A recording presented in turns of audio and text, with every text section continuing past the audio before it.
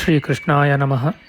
ವಸುದೇವಸುತಂ ದೇವಂ ಕಂಸಚಾಣೂರಮರ್ದನಂ ದೇವಕೀ ಪರಮಾನಂದಂ ಕೃಷ್ಣಂ ವಂದೇ ಜಗದ್ಗುರುಂ.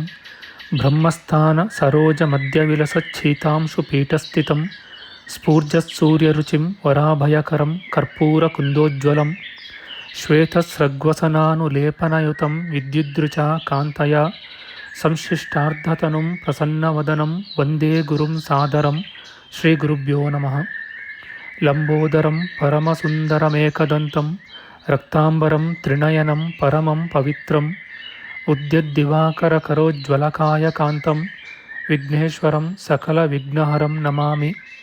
ತ್ವಾಂ ದೇವ ವಿಘ್ನಧಲನೇತಿ ಚ ಸುಂದರೇತಿ ಭಕ್ತಿಪ್ರಿಯೇತಿ ಸುಖದೇತಿ ಫಲಪ್ರದೇತಿ ವಿದ್ಯಾಪ್ರದೇತ್ಯಗಹರೇತಿ ಚ ಯೇ ಸ್ತುವಂತಿ ತೇಭ್ಯೋ ಗಣೇಶವರದೋ ಭವನಿತ್ಯಮೇವ.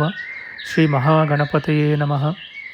ಯಾ ಕುಂದೇಂದು ತುಷಾರಹಾರಧವಳ ಯಾ ಶುಭ್ರವಸ್ತ್ರಾವೃತ ಯಾ ವೀಣಾ ವರದಂಡಮಂಡಿತಕರ ಯಾ ಶ್ವೇತಪದ್ಮಾಸನ ಯಾ ಬ್ರಹ್ಮಾಚ್ಯುತಶಂಕರಪ್ರಭೃತಿಭಿಃ ದೇವೈಃ ಸದಾ ವಂದಿತಾ ಸಾ ಮಾಂ ಪಾತು ಸರಸ್ವತೀ ಭಗವತಿ ನಿಶ್ಶೇಷಜಾಡ್ಯಾಪಃ. ಶ್ರೀ ಸರಸ್ವತ್ಯೇ ನಮಃ.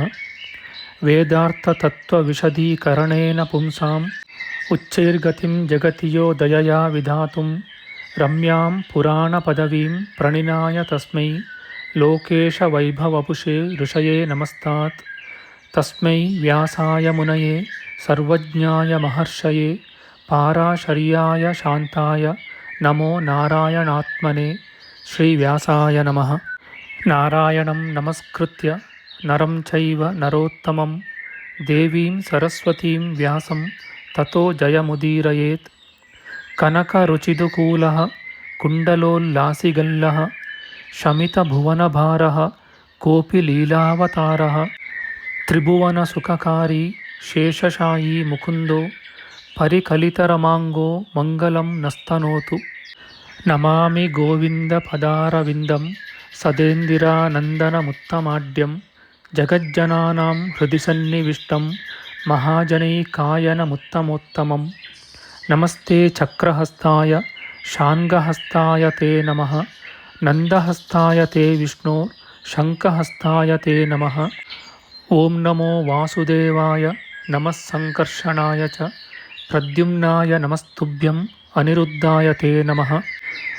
ದಂಷ್ಟ್ರಾಗ್ರೇಣೋ ಧೃತಾ ಗೌರು ದಧಿಪರಿವೃತಾ ಪರ್ವತೈರ್ನಿಮ್ನಗಾಭಿಃ ಸಾಕಂ ಮೃತ್ಪಿಂಡವದ್ಬೃಹದುರ್ವಪುಷಾನಂತರೂಪೇಣ ಯೇನ ಸೋಯಂ ಕಂಸಾಸುರಾರಿರ್ಮುರನರಕದಶಾಸ್ಯಾಂತಕೃತ್ಸರ್ವಸಂಸ್ಥಃ ಕೃಷ್ಣೋ ವಿಷ್ಣುಃಸುರೇಶೋ ನುದತು ಮಮ ರಿಪೂನ್ ಆದಿದೇವೋ ವರಾಹಃ. ನಮಸ್ತಸ್ಮೈ ವರಾಹಾಯ ಲೀಲಯೋದ್ಧರತೆ ಮಹೀಂ ಖುರಮಧ್ಯಗತೋ ಯಸ್ಯ ಮೇರುಖಣಖಣಾಯತೆ. ಶ್ರೀ ವರಾಹಮೂರ್ತಯೇ ನಮಃ. ಪ್ರಿಯ ಬಾಂಧವರೇ, ನಮ್ಮ ಈ ಶ್ರೀ ಲಾಲೀಕೃಷ್ಣ ಚಾನಲ್ಗೆ ಸ್ವಾಗತ.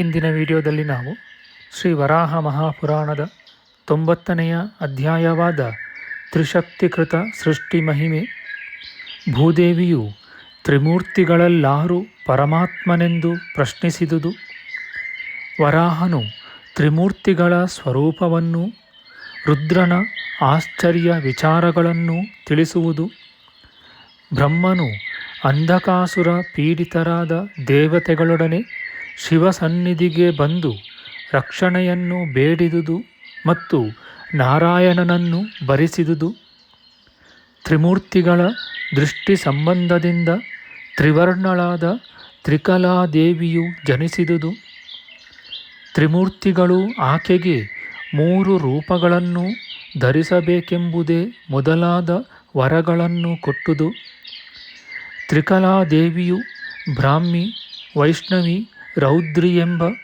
3 ರೂಪಗಳನ್ನು ಧರಿಸಿದುದು ಮತ್ತು ಆಯಾ ರೂಪಗಳ ಕಾರ್ಯ, ತ್ರಿದೇವಿಯರು ತಪಸ್ಸಿಗಾಗಿ ಶ್ವೇತ, ಮಂದರ, ನೀಲ ಪರ್ವತಗಳಿಗೆ ಹೊರಟು ಹೋದುದು, ಬ್ರಹ್ಮನು ಸೃಷ್ಟಿದೇವಿಯಿಂದ ಪ್ರಪಂಚವನ್ನು ಬೆಳೆಯಿಸಿದುದು ಎಂಬ ವಿಚಾರ ಮಾಡೋಣ. ಶ್ರೀಕೃಷ್ಣಾಯ ನಮಃ. ಭೂದೇವಿಯು ಕೇಳುತ್ತಾಳೆ, ದೇವ, ಕೆಲವರು ಈಶಾನ, ಭವ ಎಂಬ ಹೆಸರುಗಳುಳ್ಳ ಶಿವನೇ ಪವಿತ್ರನಾದ ಪರಮಾತ್ಮನೆಂದು ತಿಳಿಯುವರು. ಮತ್ತೆ ಕೆಲವರು ಹರಿಯೇ ಪರಮಾತ್ಮನೆನ್ನುವರು. ಇನ್ನು ಕೆಲವರು 4 ಮುಖಗಳುಳ್ಳ ಬ್ರಹ್ಮನೇ ಪರಮಾತ್ಮನೆನ್ನುವರು. ಈ ಮೂವರು ದೇವರಲ್ಲಿ ಯಾರು ಅತ್ಯಧಿಕನು ಅಥವಾ ಪರಮಾತ್ಮನು, ಯಾರು ಅಪರ ಅಥವಾ ಎರಡನೆಯವನು ಎಂಬುದನ್ನು ನನಗೆ ಹೇಳು. ಕೇಳಲು ಬಹಳ ಕುತೂಹಲ ಪಡುತ್ತೇನೆ. ಶ್ರೀ ವರಾಹಮೂರ್ತಿಯು ಹೇಳುತ್ತಾನೆ, ದೇವಿ, ನಾರಾಯಣ ದೇವನೇ ಪರಮಾತ್ಮನು. ಅವನಿಂದ ಚತುರ್ಮುಖ ಬ್ರಹ್ಮನು, ಅವನಿಂದ ರುದ್ರನು ಉದಿಸಿದರು. ರುದ್ರನು ಸರ್ವಜ್ಞತೆಯನ್ನು ಪಡೆದನು. ವರಾನನೆ, ಮನೋಹರಾಂಗಿ, ಅನಘಳೆ, ಅವನ ಬಗೆ ಬಗೆಯಾದ ಹಲವು ಆಶ್ಚರ್ಯಗಳನ್ನು ಹೇಳುತ್ತೇನೆ ಕೇಳು.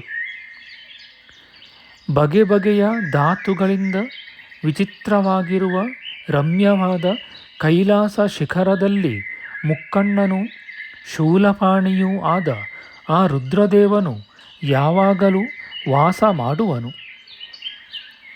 ಪಿನಾಕವೆಂಬ ಬಿಲ್ಲನ್ನು ಧರಿಸಿದವನು, ಸರ್ವಭೂತ ನಮಸ್ಕೃತನೂ ಮಹಾತ್ಮನೂ ಆದ ಆ ದೇವನು ಒಂದು ದಿನ ಪಾರ್ವತೀ ಸಮೇತನಾಗಿ ಗಣಗಳಿಂದ ಪರಿವೃತನಾಗಿ ಸಭೆಯಲ್ಲಿ ಇದ್ದನು. ಅಲ್ಲಿ ಸಿಂಹದಂತೆ ಮುಖವುಳ್ಳ ಕೆಲವರು ಗಣಗಳವರು ಸಿಂಹದಂತೆ ಗರ್ಜಿಸುತ್ತಿದ್ದರು. ಆನೆಯ ಮೊಗದವರು ಕೆಲವರು, ಕುದುರೆ ಮೊಗದವರು ಕೆಲವರು, ಹಂದಿ ಮೊಗದವರು ಕೆಲವರು, ಮೊಸಳೆ ಮೊಗದವರು ಕೆಲವರು, ಕ್ರೂರಿಗಳಾದ ನಾಯಿ ಕತ್ತೆಗಳಂತೆ ಮುಖವುಳ್ಳವರು ಕೆಲವರು, ಆಡು ಹೋತ ಮೀನುಗಳಂತೆ ಮುಖವುಳ್ಳ ಕೆಲವರು ಸೇರಿ ಲೆಕ್ಕವಿಲ್ಲದಷ್ಟು ಜನ ಶಸ್ತ್ರಪಾಣಿಗಳಾದ ಶೂರರು ಇದ್ದರು. ಅವರಲ್ಲಿ ಕೆಲವರು ಹಾಡುವರು, ಕೆಲವರು ಕುಣಿಯುವರು, ಓಡುವರು, ನೆಗೆಯುವರು, ನಗುವರು, ಕಿಲಕಿಲಗುಟ್ಟುವರು, ಗರ್ಜಿಸುವರು. ಹೆಚ್ಚಾದ ಬಲವುಳ್ಳ ಕೆಲವರು ಗಣನಾಯಕರು ಮಣ್ಣು ಹೆಂಟೆಗಳನ್ನು ತೆಗೆದುಕೊಂಡು ಯುದ್ಧ ಮಾಡುತ್ತಿದ್ದರು. ಬಲದಿಂದ ಕೊಬ್ಬಿದ ಬೇರೆ ಕೆಲವರು ಜಟ್ಟಿಯ ಕಾಳಗವನ್ನು ಮಾಡುತ್ತಿದ್ದರು. ಹೀಗೆ ಗಣಸಹಸ್ರ ಪರಿವೃತನಾದ ಮಹೇಶ್ವರ ದೇವನು ದೇವಿಯಾದ ಪಾರ್ವತಿಯೊಡನೆ ವಿನೋದದಿಂದಿರುವಾಗ ಸಾಕ್ಷಾತ್ ಬ್ರಹ್ಮನು ದೇವತೆಗಳೊಡನೆ ತ್ವರೆಯಿಂದ ಅಲ್ಲಿಗೆ ಬಂದನು. ಪರಮದೇವನಾದ ರುದ್ರನು ನಾಶರಹಿತನಾದ ಆ ಬ್ರಹ್ಮನು ಬಂದುದನ್ನು ನೋಡಿ ವಿಧಿಪೂರ್ವಕವಾಗಿ ಪೂಜಿಸಿ, ಬ್ರಹ್ಮನೇ, ನೀನು ಬಂದ ಕಾರ್ಯವೇನು? ಅಲ್ಲದೆ ನೀನು ತ್ವರೆಯಿಂದ ಕೂಡಿದವನಾಗಿ ನನ್ನ ಹತ್ತಿರಕ್ಕೆ ಬಂದಿದ್ದೀಯೆ. ತಡಮಾಡದೆ ಹೇಳು ಎಂದನು. ಬ್ರಹ್ಮನು ಹೇಳುತ್ತಾನೆ, ದೇವೇಶ, ಅಂಧಕನೆಂಬ ಮಹಾರಾಕ್ಷಸನಿರುವನು. ಅವನಿಂದ ಪೀಡಿತರಾದ ದೇವತೆಗಳು ನನ್ನ ರಕ್ಷಣೆಯನ್ನು ಬಯಸಿ ನನ್ನ ಬಳಿಗೆ ಬಂದರು. ಬಳಿಕ ನಾನು ಇವರಿಗೆ ಶಿವನ ಹತ್ತಿರ ಹೋಗೋಣ ಎಂದು ಹೇಳಲು ಈ ದೇವತೆಗಳೆಲ್ಲರೂ ಇಲ್ಲಿ ಬಂದಿದ್ದಾರೆ. ಹೀಗೆಂದು ಬ್ರಹ್ಮನು ತಾನು ಶಿವನನ್ನು ನೋಡಿದನು. ಅಲ್ಲದೆ ಪರಮೇಶ್ವರನಾದ ನಾರಾಯಣನನ್ನು ಮನಸ್ಸಿನಿಂದ ಸ್ಮರಿಸಿದನು. ಬಳಿಕ ದೇವನಾದ ನಾರಾಯಣನು ಬ್ರಹ್ಮ ರುದ್ರರ ನಡುವೆ ಬಂದು ನಿಂತನು. ಒಂದಾದ ಆ ಬ್ರಹ್ಮ ವಿಷ್ಣು ಮಹೇಶ್ವರರು ಸಂತೋಷವುಳ್ಳವರಾಗಿ ಸೂಕ್ಷ್ಮ ದೃಷ್ಟಿಯಿಂದ ಪರಸ್ಪರ ನೋಡಿದರು. ಮೂರಾದ ಅವರ ದೃಷ್ಟಿಯು ಒಂದೇ ಆಯಿತು. ಒಂದಾದ ಆ ದೃಷ್ಟಿಯಿಂದ ನೀಲೋತ್ಪಲದಳ ಶ್ಯಾಮಳು, ಕಪ್ಪಾದ ಮುಂಗುರುಳುಳ್ಳವಳು, ಸುಂದರವಾದ ಮೂಗುನೆತ್ತಿ ಮೊಗಗಳುಳ್ಳವಳು, ದೃಢಾಂಗಿಯೂ ದಿವ್ಯ ರೂಪಿಣಿಯೂ ಆದ ಕನ್ಯೆಯೊಬ್ಬಳು ಉದಿಸಿದಳು. ತ್ವಷ್ಟೃವು ಅಗ್ನಿಜಿಹ್ವವೆಂದು ಹೇಳಿರುವ ಸರ್ವ ಲಕ್ಷಣವೂ ಒಂದೆಡೆಯಲ್ಲಿ ಸೇರಿ ಆ ಕನ್ಯೆಯಲ್ಲಿ ಕಾಣಿಸುತ್ತಿತ್ತು. ಬಳಿಕ ಬ್ರಹ್ಮ, ವಿಷ್ಣು, ಮಹೇಶ್ವರರು ಆ ಕನ್ಯೆಯನ್ನು ನೋಡಿ, ಮಂಗಳೇ, ವಿದ್ಯಾವತಿ, ನೀನು ಯಾರು, ಕಾರ್ಯವೇನು ಹೇಳು ಎಂದರು. ಕಪ್ಪು, ಬಿಳುಪು, ಹಳದಿ ಎಂಬ 3 ಬಣ್ಣಗಳುಳ್ಳ ಆ ಕನ್ಯೆಯು, ಸತ್ತಮರೆ, ನಿಮ್ಮ ನೋಟದ ಸೇರುವೆಯಿಂದ ಉದಿಸಿದ್ದೇನೆ.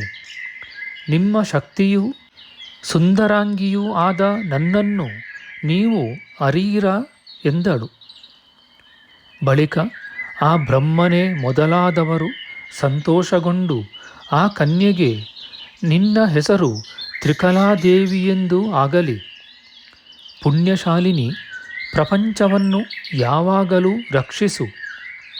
ಪೂಜ್ಯಳೆ, ನಿನ್ನ ಗುಣಗಳಿಗೆ ತಕ್ಕ ಸರ್ವಸಿದ್ಧಿಕರಗಳಾದ ಬೇರೆಯ ಹೆಸರುಗಳು ನಿನಗೆ ಉಂಟಾಗುವವು. ದೇವಿ, ಸುಂದರಾನನೆ, ನೀನು 3 ಬಣ್ಣವುಳ್ಳವಳಾಗಿರುವುದರಿಂದ 3 ಬಣ್ಣಗಳಿಂದಲೂ ಬೇಗನೆ 3 ರೂಪಗಳನ್ನು ಧರಿಸು ಎಂದು ವರವನ್ನು ಕೊಟ್ಟರು.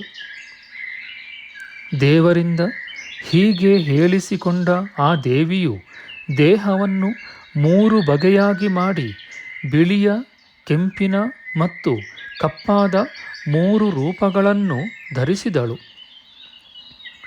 ಸೌಮ್ಯವೂ ಶುಭಕರವೂ ಆದ ಬ್ರಾಹ್ಮಿ ಮೂರ್ತಿಯಿಂದ ಆ ಸುಂದರಾಂಗಿಯು ಬ್ರಹ್ಮ ಸೃಷ್ಟಿ ವಿಧಾನದಿಂದ ಪ್ರಜೆಗಳನ್ನು ಸೃಷ್ಟಿಸುತ್ತಾಳೆ. ಕೆಂಪು ಬಣ್ಣದವಳು, ಸಣ್ಣ ನಡುವಿನವಳು, ಸುಂದರಿಯೂ ಶಂಖಚಕ್ರಧರೆಯೂ ಆಗಿ ವಿಷ್ಣುಕಲೆ, ವಿಷ್ಣುಮಾಯೆ ಎನಿಸಿಕೊಳ್ಳುವ ವೈಷ್ಣವೀದೇವಿಯು ಸಕಲ ಲೋಕವನ್ನು ಪಾಲಿಸುವಳು. ಕಪ್ಪು ಬಣ್ಣದವಳು, ತ್ರಿಶೂಲಿನಿಯೂ ರೌದ್ರಮೂರ್ತಿಯೂ ಕೋರೆಯ ಹಲ್ಲುಗಳಿಂದ ಭಯಂಕರಳೂ ಆದ ದೇವಿಯು ಜಗತ್ತನ್ನು ಸಂಹರಿಸುತ್ತಾಳೆ. ಬೆಳ್ಳಗಿರುವವಳು, ಕಾಂತಿಯುತಳು, ಬ್ರಹ್ಮನ ಸೃಷ್ಟಿ ದೇವಿಯು ವಿಶಾಲವಾದ ಕಮಲದ ಎಸಳಿನಂತೆ ಕಣ್ಣುಳ್ಳವಳು, ಮಹಾಭಾಗ್ಯಶಾಲಿನಿಯೂ ಆದ ಆ ಕನ್ಯೆಯು ಒಡನೆಯೇ ಬ್ರಹ್ಮನನ್ನು ಕೇಳಿಕೊಂಡು ಅಲ್ಲಿಯೇ ಕಣ್ಮರೆಯಾದಳು. ಹಾಗೆ ಕಣ್ಮರೆಯಾದ ವರದೆಯಾದ ಆ ದೇವಿಯು ಸರ್ವಜ್ಞತ್ವವನ್ನು ಪಡೆಯಲು ಬಯಸಿ ಅತಿ ತೀವ್ರವಾದ ತಪಸ್ಸನ್ನು ಮಾಡಲು ಶ್ವೇತಪರ್ವತಕ್ಕೆ ಹೋದಳು. ಆ ವೈಷ್ಣವಿ ಕುಮಾರಿಯು ವಿಷ್ಣುವಿನ ಅನುಮತಿಯನ್ನು ಪಡೆದು ಅತಿ ಕಠಿಣವಾದ ತಪಸ್ಸನ್ನು ಆಚರಿಸಲು ಮಂದರ ಪರ್ವತಕ್ಕೆ ಹೊರಟು ಹೋದಳು. ಕಪ್ಪು ಬಣ್ಣದವಳು, ವಿಶಾಲಾಕ್ಷಿಯು, ಕೋರೆಯ ಹಲ್ಲುಗಳಿಂದ ಭಯಂಕರಳು, ಶುಭೆಯೂ ಆದ ರೌದ್ರೀ ದೇವಿಯು ತಪಸ್ಸಿಗಾಗಿ ನೀಲ ಪರ್ವತಕ್ಕೆ ಹೊರಟು ಹೋದಳು. ಬಳಿಕ ಬಹುಕಾಲವಾದ ಮೇಲೆ ಬ್ರಹ್ಮನು ಪ್ರಜೆಗಳನ್ನು ಸೃಷ್ಟಿಸಲು ಆರಂಭಿಸಿದನು. ಅವನು ಸೃಷ್ಟಿಸಿದ ಆ ಪ್ರಜೆಗಳು ಅಭಿವೃದ್ಧಿಗೆ ಬರಲಿಲ್ಲ. ತನ್ನ ಮಾನಸ ಪ್ರಜೆಗಳು ಅಭಿವೃದ್ಧಿಗೆ ಬಾರದಿರಲು ಬ್ರಹ್ಮನು, ಇದೇಕೆ ನನ್ನ ಪ್ರಜೆಗಳು ಸರಿಯಾಗಿ ಅಭಿವೃದ್ಧಿಗೆ ಬರುವುದಿಲ್ಲ ಎಂದು ಚಿಂತಿಸಿದನು. ಸುವ್ರತೆ, ಹಾಗೆ ಚಿಂತಿಸಿದ ಬ್ರಹ್ಮನು ಯೋಗಾಭ್ಯಾಸದಿಂದ ಧ್ಯಾನಿಸುತ್ತಾ ಆ ಸೃಷ್ಟಿಕನ್ಯೆಯು ಶ್ವೇತ ಪರ್ವತದಲ್ಲಿ ಮಹಾ ತಪಸ್ಸನ್ನು ಆಚರಿಸುತ್ತಾ ಅದರಿಂದ ಪಾಪರಹಿತಳಾಗಿರುವುದನ್ನು ತಿಳಿದನು. ಬಳಿಕ ಬ್ರಹ್ಮನು ಆ ಕಮಲನೇತ್ರೆಯೆಡೆಗೆ ಹೋಗಿ ತಪಸ್ಸನ್ನಾಚರಿಸುತ್ತಿದ್ದ ಅವಳನ್ನು ನೋಡಿ ಮುಂದಿನ ಮಾತನ್ನಾಡಿದನು. ಬ್ರಹ್ಮನು ಹೇಳುತ್ತಾನೆ, ಭದ್ರೇ, ಮಂಗಳೇ, ಯಾವ ಕಾರ್ಯವನ್ನುದ್ದೇಶಿಸಿ ತಪಸ್ಸನ್ನು ಮಾಡುತ್ತೀಯೇ? ವಿಶಾಲಾಕ್ಷಿ, ಕನ್ಯೆ, ನಿನಗೆ ಒಲಿದಿದ್ದೇನೆ. ವರವನ್ನು ಬೇಡು. ಸೃಷ್ಟಿಕನ್ಯೆಯು ಹೇಳುತ್ತಾಳೆ, ಪೂಜ್ಯನೇ, ಒಂದೆಡೆಯಲ್ಲಿದ್ದುಕೊಂಡಿರಲು ನನಗೆ ಇಷ್ಟವಿಲ್ಲ. ಆದುದರಿಂದ ಬೇಗನೆ ಎಲ್ಲೆಲ್ಲೂ ಇರಲು ಬಯಸಿ ನಿನ್ನನ್ನು ವರವನ್ನು ಬೇಡುತ್ತೇನೆ.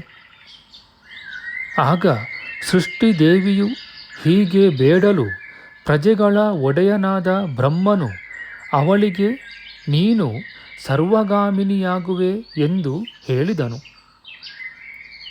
ಹೀಗೆ ವರವನ್ನು ಪಡೆದ ಕಮಲನೇತ್ರಯಾದ ಆ ಸೃಷ್ಟಿದೇವಿಯು ಬ್ರಹ್ಮನ ತೊಡೆಯಲ್ಲಿ ಲೀನಳಾದಳು. ಅದು ಮೊದಲುಗೊಂಡು ಕಾಲಕ್ರಮದಲ್ಲಿ ಬ್ರಹ್ಮ ಸೃಷ್ಟಿಯು ವಿಶೇಷವಾಗಿ ಬೆಳೆಯಿತು. ಬ್ರಹ್ಮನ ಮಾನಸಪುತ್ರರಾದವರು 7 ಜನ ತಪಸ್ವಿಗಳು, ಅವರಿಗಿಂತ ಬೇರೆಯಾದವರು ಕೆಲವರು ಋಷಿಗಳು, ಅವರಲ್ಲದೆ ಬೇರೆಯವರು ಮತ್ತೂ ಕೆಲವರು, ಹೀಗೆ ಪ್ರಾಣಿಗಳು 4 ಬಗೆ. ಸ್ಥಾವರ ಜಂಗಮಗಳ ಸೃಷ್ಟಿಯು ಎಲ್ಲೆಲ್ಲೂ ಆಯಿತು. ಲೋಕದಲ್ಲಿ ಸ್ಥಾವರ ಜಂಗಮವೆಂದು ಯಾವುದನ್ನು ಹೇಳುತ್ತೇವೋ ಅದೆಲ್ಲವೂ ಹಿಂದೆ ಹುಟ್ಟಿದುದು, ಮುಂದೆ ಹುಟ್ಟುವುದು, ಯಾವಾಗಲೂ ಸೃಷ್ಟಿ ದೇವಿಯಿಂದಲೇ ಸ್ಥಾಪಿಸಲ್ಪಡುವುದು. ಇತಿ ಶ್ರೀ ವರಾಹಪುರಾಣೆ ಸೃಷ್ಟಿವಿಭಾಗೆ ತ್ರಿಶಕ್ತಿ ಮಾಹಾತ್ಮ್ಯೆ ಸೃಷ್ಟಿದೇವತಾ ನಿರೂಪಣಂ ನಾಮ 90ತಮೋಧ್ಯಾಯಃ. ಶ್ರೀಕೃಷ್ಣಾರ್ಪಣಮಸ್ತು. ನಮ್ಮ ಮುಂದಿನ ವಿಡಿಯೋದಲ್ಲಿ ನಾವು ಶ್ರೀ ವರಾಹ ಮಹಾಪುರಾಣದ 91ನೆಯ ಅಧ್ಯಾಯವಾದ ಸರಸ್ವತಿಯ ವರ್ಣನೆ, ಸ್ತುತಿ ಮೊದಲಾದ ವಿಚಾರ ಮಾಡೋಣ. ಆಧ್ಯಾತ್ಮಿಕ ಚರ್ಚೆ ಮತ್ತು ವಿಚಾರ ವಿನಿಮಯಕ್ಕಾಗಿ ಶುರು ಮಾಡಿದ ಈ ಚಾನಲ್ನಲ್ಲಿ ನಾವು ಅಪ್ಲೋಡ್ ಮಾಡುವ ಎಲ್ಲ ವಿಡಿಯೋಗಳನ್ನು ಸಂಪೂರ್ಣವಾಗಿ ನೋಡಿ ನಿಮ್ಮ ಸಲಹೆಗಳನ್ನು ಕಮೆಂಟ್ ಬಾಕ್ಸ್ನಲ್ಲಿ ಬರೆಯಿರಿ. ದಯವಿಟ್ಟು ಈ ಚಾನಲ್ಗೆ ಸಬ್ಸ್ಕ್ರೈಬ್ ಮಾಡಿ ಹಾಗೂ ಬೆಲ್ ಬಟನ್ ಒತ್ತಿ ನಾವು ಹಾಕುವ ಎಲ್ಲ ವಿಡಿಯೋಗಳನ್ನು ನೋಡಿ ಪ್ರೋತ್ಸಾಹಿಸಿ. ಕೃಷ್ಣಂ ನಾರಾಯಣಂ ವಂದೇ ಕೃಷ್ಣಂ ವಂದೇ ವ್ರಜಪ್ರಿಯಂ ಕೃಷ್ಣಂ ದ್ವೈಪಾಯನಂ ವಂದೇ ಕೃಷ್ಣಂ ವಂದೇ ಪೃಥಾಸುತಂ. ಶ್ರೀಕೃಷ್ಣಾಯ ನಮಃ.